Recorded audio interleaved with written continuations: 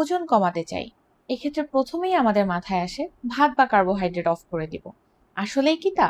উত্তর হলো না। আমাদের শরীরের প্রধান এনার্জি সোর্স হলো কার্বোহাইড্রেট। আপনাকে জানতে হবে সমস্যা কার্ব না, বরং আসল সমস্যা excess amount and wrong type of carb. Carbohydrate সাধারণত দুই ধরনের হয়, simple carbohydrate and complex carbohydrate. প্রথমেই আসি সিম্পল কার্বোহাইড্রেট, যেমন হোয়াইট রাইস, হোয়াইট ব্রেড, মিষ্টি, soft drinks, chips, biscuit, cake, pastry এইসব। এগুলো খুব দ্রুত বডিতে ডাইজেস্ট হয় এবং সাডেন ব্লাড সুগার স্পাইক করে। এর ফলে দ্রুত ক্ষুধা লাগে, এনার্জি ড্রপ করে, বেশি খাওয়ার টেন্ডেন্সি বাড়ে এবং ফ্যাট স্টোরেজ হতে থাকে।